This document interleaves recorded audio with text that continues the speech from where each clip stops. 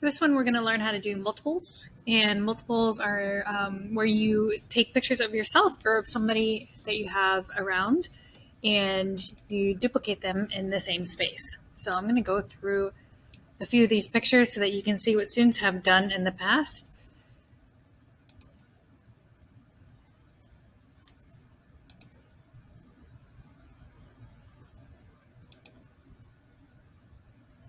This is going to work really nice if you ever try to do any digital editing for a surrealism project or anything like that.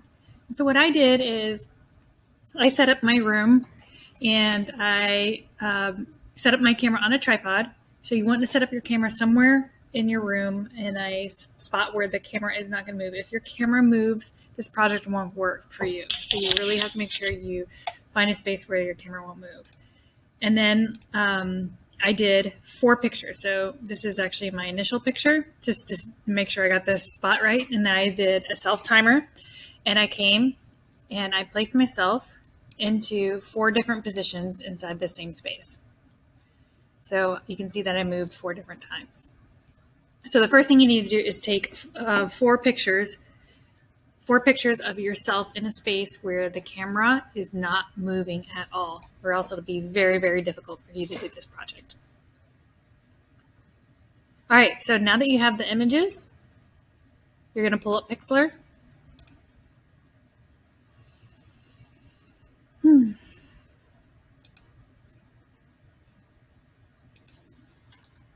Remember, you do not need to sign in for this.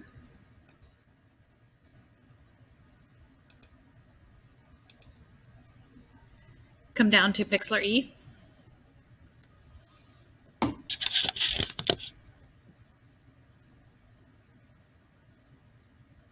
Okay, and I'm going to go ahead and open up my first image. It's going to be my background image, so it doesn't matter which one you want to start with. But you could just click and drag it in, or just open up your image. And I saved mine under a file on my desktop called multiples. All right, let's do the first one. And that's just fine. Okay, now what I'm going to do is I'm going to pull in, one more word of caution. Make sure you use a really long depth of field so that you are mostly in focus for all of your picture. I used F11 for mine. If you can use more than F11, that would be good. You might have to bump up your ISO. I had to bump up my ISO to 1600 in order to get these pictures at F11 because F11 is a small aperture. Okay, so now I'm ready to bring in all the extra layers. So all I have to go is to layer, add images layer, and then I'm going to find my second picture.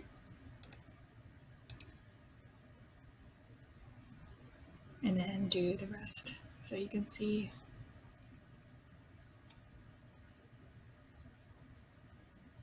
I know what happened here.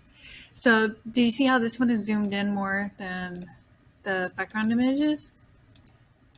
The reason is because when I imported it as a different level of resolution. So actually I'm going to go back out and just redo this with you. I'm going to go to open image and start again. And I'm going to start again with that first picture. But this time when I bring it in, I'm going to bring it in as the original instead of making it go down in size. So I'm going to have it be the max pixels. Let's see if that changes it.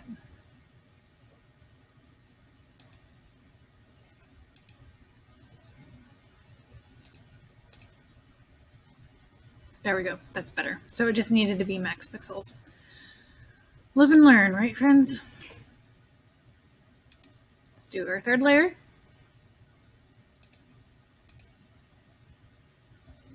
And then last one is me sitting down. Okay, so I've got these 4 pictures, and they're all on the other side right here. And I might just rename these one so I just don't get them confused. I don't need this one to be locked. Okay, I'm going to rename it 2. 3, because these numbers don't really make as much sense to me, and 4. you how you like to organize them. Okay, so I have this layer is on top. And I know that underneath this layer, if we hide it, there's a picture of me right over here. Okay, so watch what I can do. Is I know that I am here. I can cut through and reveal the Mrs. Estabrook underneath. Okay, so make sure you're on the top layer. I'm going to cut through the top layer and reveal the second layer. So all I have to do is get my eraser tool out. I'm going to make it nice and big, not too big.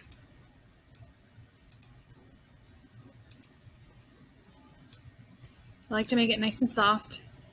And I'm going to cut through and reveal Miss Estabrook. Now, don't forget my legs.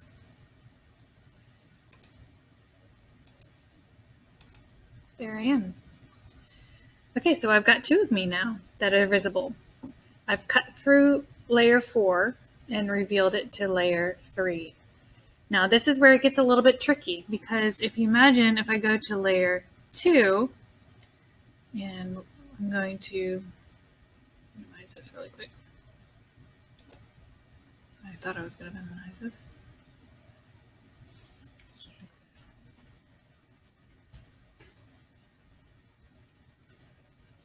Oh, why this is so... Okay. So if I go to layer... Let's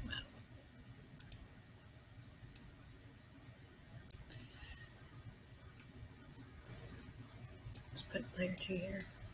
There we go. Okay, if I go to layer 2, this is where layer 2 is. Over here on this side. Okay, so I need to cut through to get to her. Now the problem is that I actually need to cut through 2 different layers now. So do I want to cut through on layer 2? No, because that's the layer that's visible. I'm actually going to cut through the top 2 layers. Okay, so all I have to do is I turn the hidden. So right now these are hidden, but I select on this one, and if I cut through here, I'm just going to paint myself in. Nothing's happening, right? That's because the layer is hidden. Okay. And then I come through layer number 3 and I do the same thing. I cut through layer 3 right where I am. Now, when I reveal, you will see that I show up. So I want you to know that even though these layers were hidden, I could still manipulate them. All right. So let's go down to the final one, which is layer number 1. And I'm going to hide 3 layers now. I got to cut through 3 layers. Here is Mrs. Estabrook right here. You can see me here, but we need to cut through layer 2, 3, and 4 to get it totally revealed. So watch what I do. Everything else is hidden. This one is visible. I go to layer 2 and I erase. So I'm cutting through layer 2. Don't try to cut any more than what you see. Now I need to do the same thing to layer 3. Notice nothing looks like it's happening. It's because I'm cutting something that you can't actually see right now. And then I'm going to cut through layer 3. Now let's reveal.